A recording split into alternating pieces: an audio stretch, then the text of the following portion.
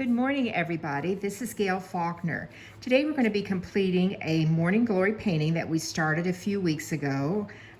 We did the big palette knife, the round one, to get the big Morning Glories here on the canvas.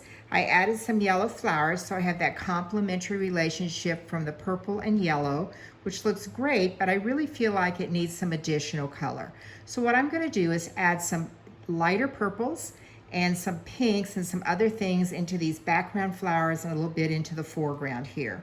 So I'm going to take my paints. I'm using the typical paints in this case that I always use, although this was done with the U-Track heavy bodied acrylics, but I'm going to finish the details with this other paint. So I'm going to take the red, I'm going to add some white to it, which makes a really nice pinkish tone.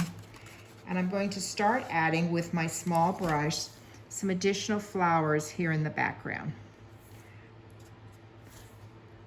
I'm just dabbing them in, and you can see how immediately there's a difference when we get these other kinds of flowers in the background. I want to get a fair amount of paint on my brush, so I'm really loading that tip, and then I have kind of the dab pointillism method in order to get some additional color going on. I want a gradation here from the reds to the light pinks to the whites. So I will go in and do even a few layers to get that look that I'm after. All right, let's pull some more up here in front of this and then put another layer of the whites on top. We have a very textural background. When I rub my hand across it, I feel lots of layers and lots of textures, which is really fun. So we want to be sure that we have some textures here also. I'm not using the palette knife with this background detail, so I'm having to be sure I get lots of texture with my brush. All right, let's go add some more flowers in here. And see how that pink instantly kind of brings the painting into focus a little better. It really allows our eye to move around a little bit more, and it absolutely gives us some additional colors which we are needing in this. All right, now I've added some pinks along the background. Some are whiter, some are pinker, some are redder, and that's what I'm after, is that variables in colors. Okay, let's pull these on down here a bit. All right, let's get some more darks along that bottom area of that particular stem of flowers, and then a little bit of white highlight. We can multi-load our brush even when we're using just the tip. It comes out much the same way that it does when we are loading the side of the brush and pulling it across there. We get that nice feeling going.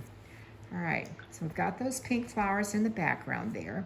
Let's go down here in this foreground and let's add some more of those kinds of flowers just to give us a feeling of color movement. These are somewhat abstracted flowers, so we don't have to really worry about what they look like other than consistency.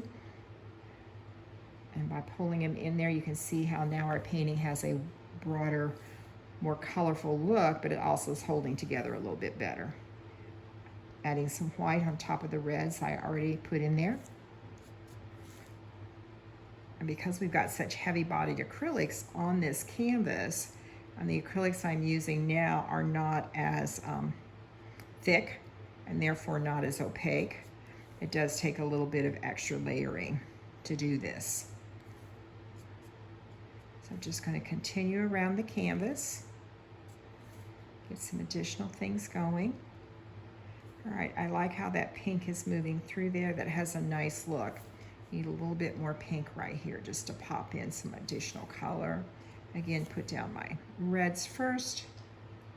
Go back in, add some whites. That gives me that nice pink. And I have yet to wash out my brush, so I'm getting lots of beautiful variables across there. All right, I'm liking how that looks. We've got that flow and movement of color. So just look at your painting, say to yourself, where do I need a little bit more? And go ahead and put that in there as needed. All right, now we are going to work on some purples. Again, we've got the deep purples here. We've got a little bit of lightness in there because of the white centers of the Morning Glories. I'm gonna take some purple pigment, add a little white to it and a little bit of that pink, kind of get a more of a fuchsia purple. And again, just lay a little bit in there. Doesn't take much, and you get things moving around nicely. And now we're going to be in a field of flowers in addition to the Morning Glories. All right, this is a nice color. I'm going to get more on my palette here with the pinks, the purples, and some whites. And let's go into the Morning Glory itself. Let's get some highlights in here. Let's lay some edges down. So we know that's where the light's going to be hitting these. So I'm just barely scraping my brush over some of that texture that's on there, allowing the highlights and shadows to come through. Choosing a side where I want the highlights to be. So the top and the left side is where those are. Any place I've put a bud in there, I need to go back in and highlight that also. All right, that looks great. I like that additional color there. Let's do a little bit more. Let's take some white and just lay it on the edge itself. Then wipe our brush on our paper towel and feather that white down into the flower. And see, again, we're instantly getting more dimension. And it's these little details that make the difference. So I'm gonna go ahead and do that on each of these flowers, put some white on the tip of my brush, lay it down in some of those areas where I just put down that lighter purple. And then I'm gonna go ahead and pull those down. A little bit more of that lighter purple up on this area. Then go in and do the same thing with the white. Pull that white along that upper edge. Feather it in ever so slightly. All right, same thing here. And those Morning Glories suddenly have a lot more dimension. We're really seeing those twists and turns that all that texture helps us create, but this just reinforces it. All right, let's got one more up here. Lay that on there. All right, looking good. All right, let's do the same thing on the greens, on the leaves. They're not popping out as much as I might want them to. So again, I'm gonna go in and I'm gonna just lay some highlight along the edge of the leaf, sticking to the top and right side, a little bit here, feather it in. We don't wanna lose that leaf. We're feathering that in there. Add a little more white on the very edge. Sometimes you can just leave the white like it is. Sometimes you do want to feather it in. Just make a choice when you get to an area. All right, let's go in on these buds. You can see once the heavy, thick acrylic dries, which sometimes can take a little bit of time because it is so thick, then it's just a matter of going in and spending a little bit of time playing to get those additional details working. All right, the yellow flowers already have some nice color. Don't have any yellow on my palette, so I'm gonna add a little pink in some of them, just to give us a little additional hue in them so that we have not just plain yellow flowers. All right, this is now getting to be a very complicated foreground, which has a very nice look to it. I'm gonna mix some more green, put a drop of red in it. So I mix some green and a blue, a drop of red in there, to kind of give me a duller green, which I can go in here and lay some additional layers again on the background.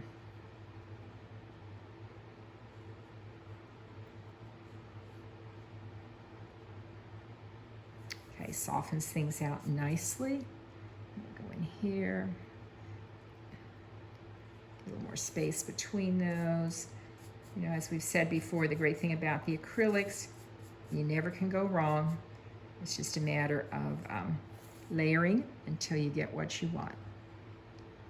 All right, I like that better. I knew when I put those down that they were getting a little too heavy there, but I didn't worry about it because I knew I could very easily come back in and take care of them with this. All right, now I'm going to go in and I'm going to mix my purples and my greens to get a very dark green.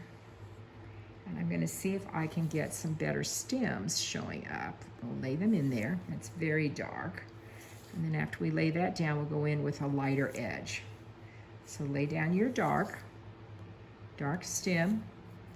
Go back in with the tip of your brush and lay down a lighter edge. So those are showing up better than they were before. We want these things to connect. We don't have to be very real about it, but we still want that sense of connection, because these all grow on a vine, all one next to the other. So we want them to feel that way rather than scattered. All right, that looks good. I'm liking that a lot.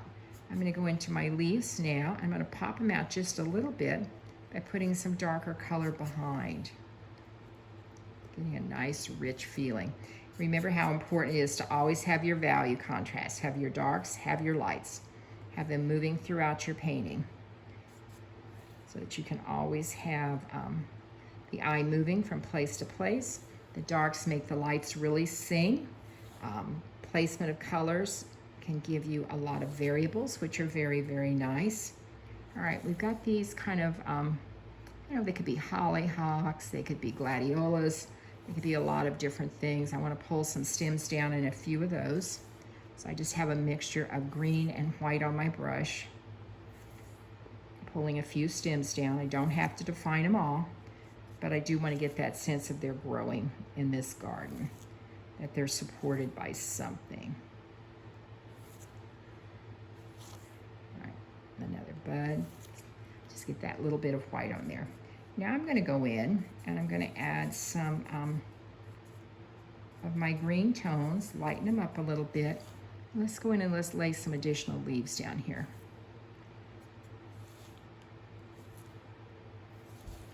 Again, get some highlights on those so that they show up nicely. And I think we've just about got this painting completed. I like the look a lot. It's much fuller now.